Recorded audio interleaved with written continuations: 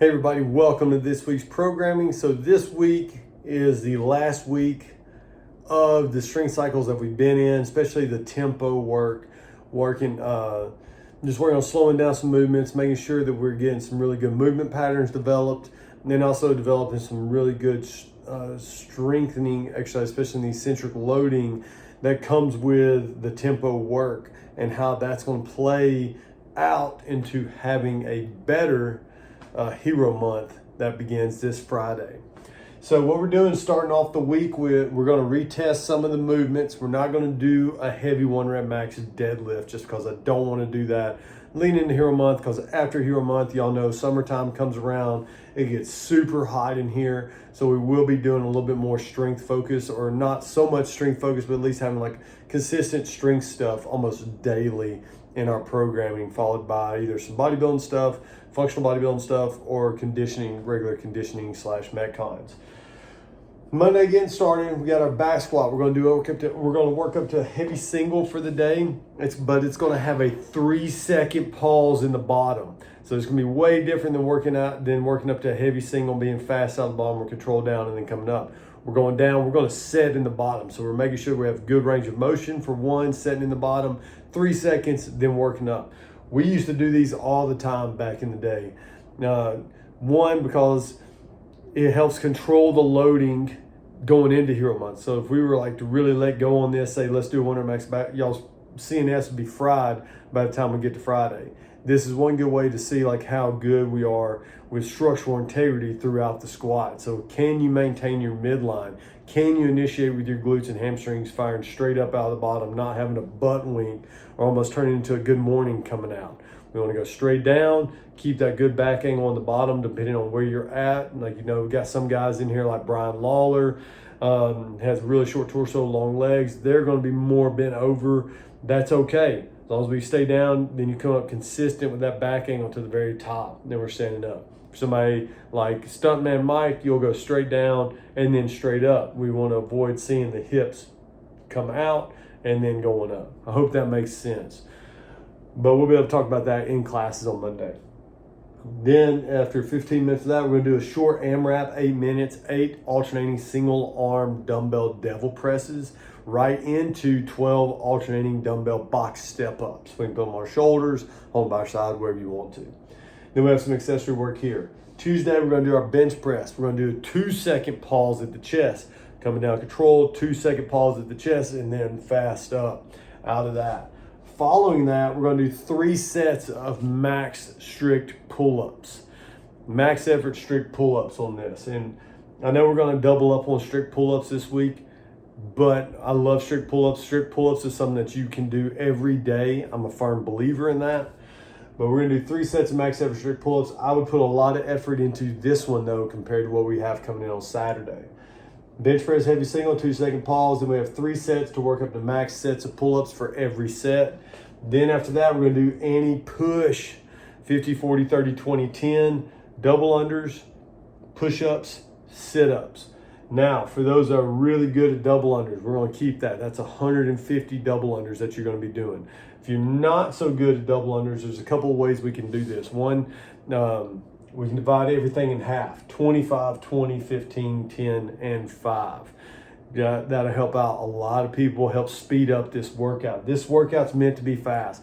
It's not meant to be sitting there doing 50 single double unders and messing up every other one. This is meant to be something that you move through quickly.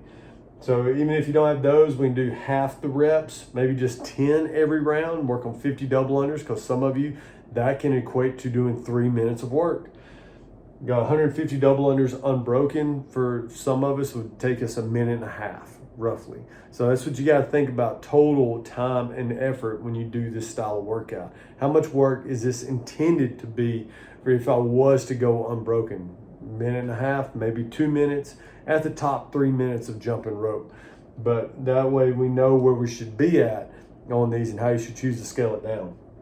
Push-ups, once again, 150 push-ups, that's a lot. So somebody might just go down half the reps again to make this efficient.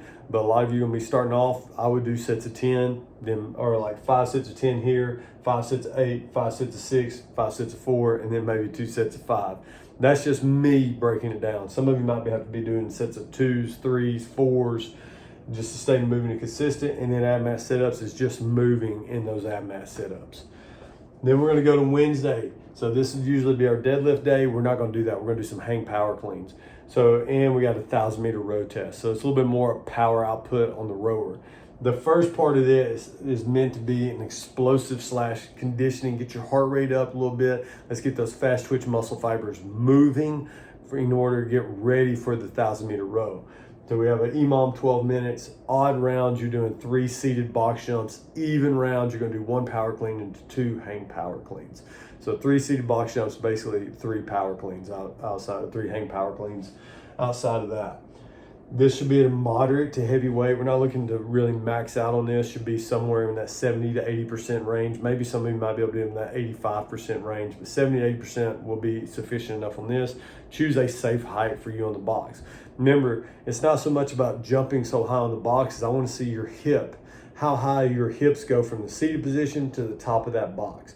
If that box is here and your hips land and you're in a squat position, then you're just really good at knee raises.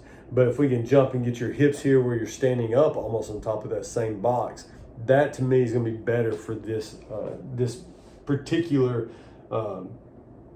day of training. And then we have a 1,000-meter row. 1,000-meter row, basically 85-90% effort for 3.5 to 4.5 minutes. Some might be in that 5-minute range. But this one right here, we've done a lot of death buys lately. We've done some sprints on the rowers. We've done sprints on the skiers. We've done some bike sprints as well, trying to build this up and this ability to get into that uncomfortableness that a 1,000 meter requires, on a 1,000 meter row requires. I was talking to Dylan Porter, great rower in the gym. He was talking about keeping a 130 pace for as long as he could and then hanging on. I would argue against that because he rode a 124 500 meters. If I was him, I would row a 140 500 on the first one, just getting my rhythm. And by the time you get to that 500 meter mark, you're going to know, do I have more in the tank to speed it up or to stay where I'm at, or I'm about to fight for my life for the last minute 40 seconds or the last 2 minutes of this workout. But these are all out efforts. When you get done with a 1,000 meter row, especially if you've been here longer than 6 months, you should fall off that rower. There should be nowhere sitting down that's comfortable. You should not be in a good position, you should not be feeling well when you get done. If you're new to this is going to be a new experience if you haven't done this before, and it'll be something that you definitely need to be mindful of just listening to your body and how your body's reacting to the stimulus that you're putting on it or the work you're making it do. Then Thursday, we got something that's for time that for a lot of us is just going to be kind of working through, getting ready into Hero Month. But I think it's going to be a fun workout for majority of folks. You got 40 cows, 32 cows on the bike, and then 15, 10, 5 on the bar muscle ups. So you do 40, 32 cows on the bike, and then 15 bar muscle ups. 40, 32 cows on the bike, 10 bar muscle ups. 40, 32 cows on the bike, 5 bar muscle ups.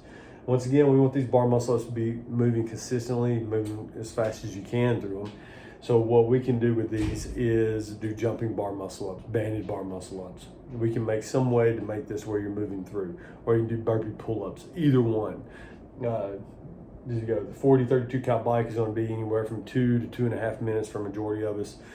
Some people might be able to push it a little bit faster, but a lot of us are going to be in that 2 to 2.5 minute mark around. So you're looking at 2.5 minutes, 5, 7.5, plus your, 30 bar muscle ups. Yeah, it's going to be anywhere from 10.5 to a 15, 16 minute workout. Then we're going to have some accessory work after that. That is getting us ready for Hero Month to start. We're getting started this year with Luke. Everybody knows I love Glenn. Well, y'all are going to see it anyways, but Glenn is not programmed for this year, believe it or not. But Luke is a great alternative to Glenn. You're going to do 400 meter run to start with and after each exercise. So you got 400 meters on the run, 15 clean and jerks, 155, 105. 400 meter run, 30 toes to bar. 400 meter run, 45 wall balls. 400 meter run, 45 kettlebell swings. 400 meter run, 30 ring dips. Or straight bar dips, box dips, bench dips, whatever we need to do. 400 meter run, then 15 lunges at 155, 105, and then one more 400 meter run to end on. So you have 400 meters. That's what is that? 2,400 meters of running that we're going to be, or 2,800 meters of running that you're going to be doing. In this, I tested this out. I went fairly slow on this just because I'm really pacing myself this year, just with my fitness level, and still having some knee pain from Rich's run. So I was 28 minutes, roughly 28 and a half minutes. Some of you are going to be way faster. Some of you might be a little bit slower. Make sure that you read the newsletter this year and understand the volume of what we're about to do, especially a lot of you that haven't done this before, because we do have a lot of new members. This is going to be their first year of Hero Month. And this is going to break down the volume, total volume of the entire month of running, of rowing, of all the pull-ups, push-ups, air, all the exercises we're going to do. So you can get a visualization of what's coming ahead, and you can understand when we say scale it, we're not talking bad about you. We're just trying to meet you where your level of fitness is, because we want this to be an enjoyable experience for you. This is a marathon. This is 30 days. And what is that? 30, it's 26 hero workouts that we're going to be doing out of these 30 days. So make sure that listen to your coaches, partner up with somebody every time, split the reps. So if I'm doing this with a partner, you run 200, I'll run 200. I know it's 15 reps on here and 45. One person gets one more rep.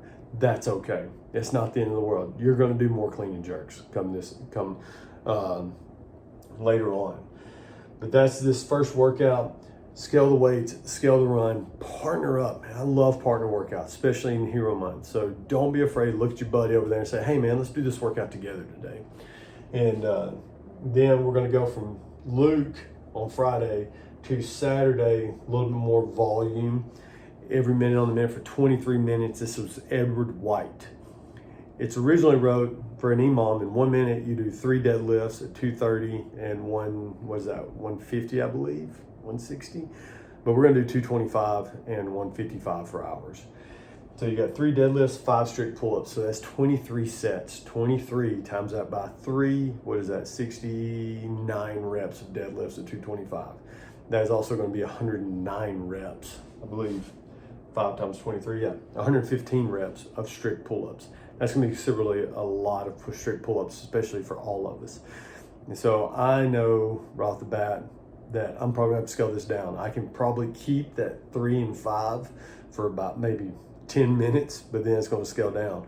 But for a lot of you, I'm going to have this set up as odd and even. Odd rounds, do your deadlifts. Even rounds, do your pull-ups. And that way you'll break all the reps up in half, and we'll be able to keep this more of a strength training day with a little bit of conditioning on the back end. That many reps, remember the weight on your deadlift should be about 35 to 50% of your 1 rep max deadlift. If you have a 300 pound deadlift and you're a guy, 225 is probably gonna be too much. If you're a lady and you have a 200 pound deadlift, so 150, 155 is probably gonna be a little bit too much. If I need to scale that down, make sure all those reps are moving efficiently and quickly for 3 reps. You should be done, 6 to 10 seconds, boom, you got the rest of that minute's rest. Then you get to your 5 strict pull-ups, whether you're using a band or you're doing them regular. That should still take you 15, 20 seconds. Now I got 40 to 45 seconds of rest. Back and forth for that 23 minutes. And if you do the 3 plus the 5 and you're really good at these movements, maybe you'll get done in 40 to 45 seconds. You have that 15, 20 second window, as long as you can keep those 3 unbroken deadlifts, and then maybe break up those into singles on the pull-ups with a lower pull-up bar, or maybe have a plate underneath you so you can just reach up, grab, pull, drop, and then just do that repeatedly. That right there probably a good way of approaching this. Remember, scaling the weights, scaling the length, scaling the time domains, that's gonna be a big thing. Scaling the movements down to something that you're good at. We're going to have a little bit, like I said, newsletter's going to have a lot more in depth on how to approach these. And it's going to give you the complete total breakdown of what we're doing for all month. And then the next weekend, we have a special workout on Saturday that some of you will get to want to come in here and join us with. And it's going to be Super Giants Clovis, but you'll see that later on. That's this week's training. I look forward to seeing how we do on these pause squats and this pause bench press with some of these other testers that we got throughout. And then getting into the start of Hero Month that is finally here. Get your shirt orders in. I'm about to put those in and we'll get ready to rock and roll. And if you need anything, reach out. Always here to help. Y'all have a great